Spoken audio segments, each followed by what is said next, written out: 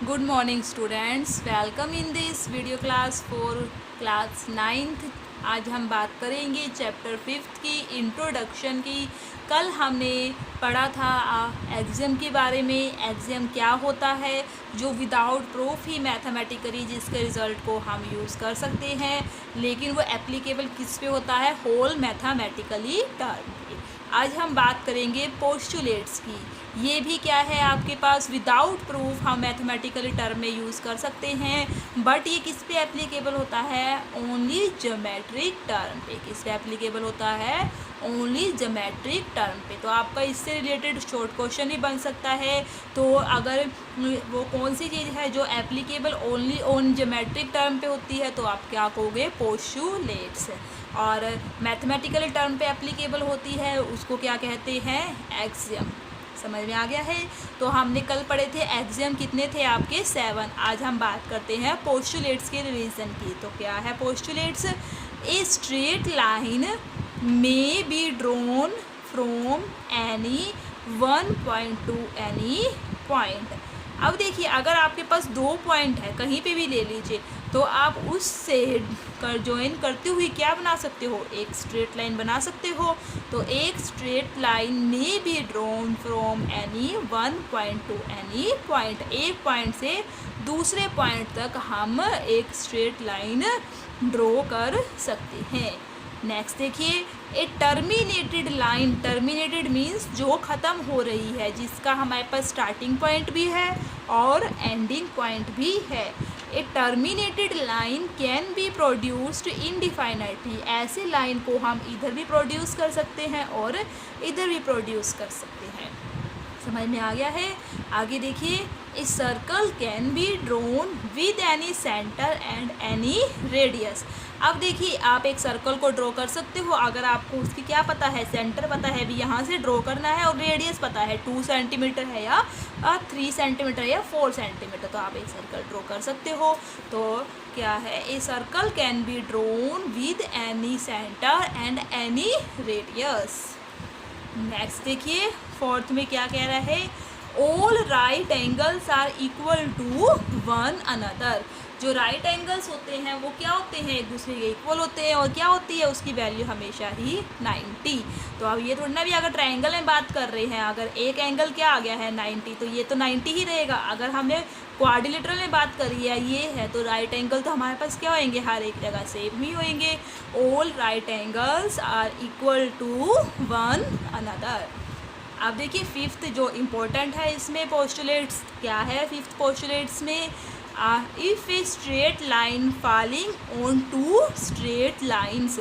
अगर एक straight line 2 straight line के ऊपर फॉल करती है, तो interior angle on the same side, तो उसके एक साइड जो इंटीरियर एंगल है, जैसे देखिए ये एक 2 लाइनें हैं, ये एक थर्ड लाइन जो इसके ऊपर फॉल कर रही है, तो इसके जो इंटीरियर एंगल है, ये दोनों एंगल, ठीक है, और अगर ये क्या है, इनका sum less than 2 right angles means 180 से कम है, तो ये लाइन को हम इधर ही साइड कहीं पे एक्सटेंड करेंगे, तो वो कहाँ पे, कहीं ना कहीं पे इंटरसेक्ट करेगी।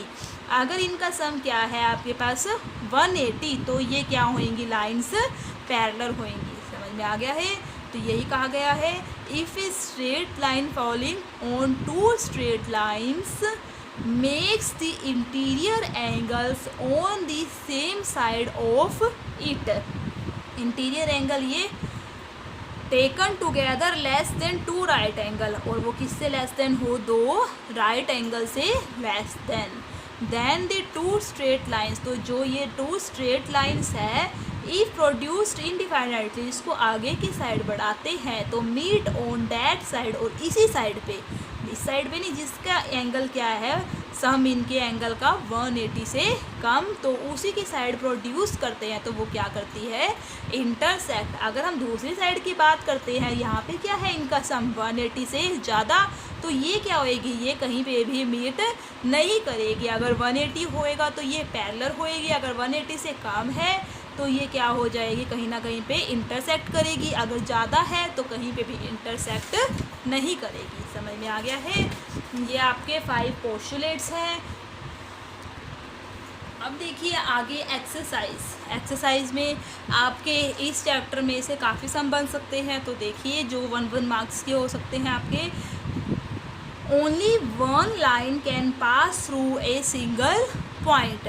क्या एक पॉइंट से केवल एक ही लाइन को पास कर सकते हैं हम? ये पॉइंट है, तो इसमें से हम कितनी लाइनें पास कर सकते हैं? काफ़ी सारी। तो यानी क्या हो जाएगा? फॉल्स। क्या हो जाएगा? False. There are infinitely number of lines which pass through two distinct points। अब क्या कह रहे हैं ये? There are infinitely number of lines। क्या यहाँ पे infinitely लाइन्स है जो पास कर रही हैं टू डिस्टिंक्ट पॉइंट से। अब आपको टू डिस्टिंक्ट पॉइंट दे दिए हैं, तो इन दोनों पॉइंट से क्या हम काफ़ी सारी लाइनें पास कर सकते हैं? नहीं, इन दोनों से तो हम क्या कर सकते हैं? केवल एक ही लाइन पास कर सकते हैं। तो ये भी क्या कह रहा है? फॉल्स। तो क्या हो जाएगा? फॉल्स। आगे देखिए, a terminated line can be produced indefinitely on the both sides. Terminated line means जो लाइन के स्टार्टिंग और एंडिंग पॉइंट है उसको हम प्रोड्यूस कर सकते हैं दोनों की तरफ। अभी हमने ये पोस्टुलेट्स में पढ़ा था, तो ये क्या है? ट्रू है। समझ में आ गया है? इसको हम इधर भी बढ़ा सकते हैं और इधर से भी बढ़ा सकते हैं, दोनों तरफ इसको प्रोड्यूस किया जा सकता है। नेक्स्ट देखिए, if two circles are equal. अगर दो सर्कल क्या हैं? Equal. Then their radius are equal. तो क्या उसकी रेडियस भी इक्वल होएगी? अब दो सर्कल इक्वल तभी होएंगे जब उसका की रेडियस क्या होएगी? सेम होएगी। अगर एक सर्कल की रेडियस 3 है और दूसरे की क्या है? 4 है, तो क्या हम उन दोनों सर्कल को इक्वल कह सकते हैं? नो। तो two circles are equal if their radius are equal. समझ में आ गया है? नेक्स्ट में देखिए, in figure if A P is equal to, A P किसके इक्वल है? पी क्यू के। और पी क्यू किसके इक्वल है? एक्स वाई के। देखिए, A B equal to P Q and P Q equal to X Y, then A B equal to X Y.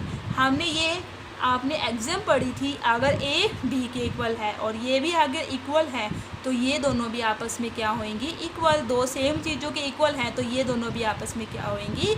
Equal. ये इसके इक्वल है, ये इसके इक्वल है, तो ये दोनों भी आपस में क्या होंगे? इक्वल। तो मीन्स क्या है? ये ट्रू। क्या है? ट्रू। नेक्स्ट देखिए, give a definition for each of the following term. आपको डेफिनेशन देनी है, आपको पता होना चाहिए भी पैरेलल लाइंस क्या होती हैं। अब आपसे ये डेफिनेशन पूछी जा सकती है, तो हम ये डेफिनेशन देके तो पूछ सकते हैं भी आपसे 1 मार्क्स में भी पैरेलल लाइंस हैं या ये क्या किसकी डेफिनेशन है? परपेंडिकुलर लाइंस की। या फिर आपको डेफिनेशन देके ये भी पूछा जा सकता है भी क्या ये डेफिनेशन पैरेलल लाइंस की है? ट्रू है या फॉल्स है? तो आप डेफिनेशन को छोड़ोगे नहीं, डेफिनेशन को भी करोगे, इसमें से भी आपका 1 मार्क्स का क्वेश्चन बन सकता है। तो देखिए, पैरेलल लाइंस क्या है? ऐसी लाइंस होती हैं जो कहीं पे भी इंटरसेक्ट नहीं करती। तो two distinct lines are called parallel lines if they do not have a common point. अगर उसका कॉमन पॉइंट ना हो तो वो क्या होती हैं आपके पास? Parallel lines. परपेंडिकुलर लाइंस क्या होती हैं? If one among two parallel lines is turned about 90 degree. अब दो पैरेलल लाइंस है, अब एक टर्न कर जाती है किसके? अबाउट 90 डिग्री के, then two lines becomes perpendicular. Means दो लाइन जिनके बीच में एंगल क्या हो जाए? 90, तो वो क्या हो जाती है आपके पास? Perpendicular line. Next, line segment क्या होता है? A line with two end point, जिसका स्टार्टिंग एंड एंडिंग पॉइंट दोनों होते हैं, तो वो लाइन कैसी होती है आपके पास? Line segment. और इसको डिनोट ओनली ऐसे करते हैं। और लाइन को हम ए बी, इधर साइड भी एरो और इधर साइड भी एरो, ये किससे डिनोट करते हैं इसको? लाइन। ये लाइन होती है आपके पास, और ये क्या होती है आपके पास? Line segment. Radius of a circle, radius क्या होती है? सेंटर से अगर हम सर्कल के किसी भी पॉइंट तक इसकी क्या निकाल दें? डिस्टेंस, तो वो क्या होती है? Radius. The distance between from the centre to the circle is called radius of a circle. Next देखिए, स्केयर क्या होता है? क्वाड्रिलेटरल है, जिसकी 4 साइड्स क्या होती हैं? इक्वल होती हैं, और हर एक एंगल कितने का होता है? 90 डिग्री का। समझ में आ गया है? स्क्वायर में क्या होता है, 4 साइड्स इक्वल होती है और ईच एंगल क्या होता है, 90 डिग्री। तो ये सारी डेफिनेशन आपको पता होनी चाहिए। Parallel lines, perpendicular, line segment, radius of a circle and square. समझ में आ गया है। आज के लिए आपका इतना ही। Thank you, have a nice day.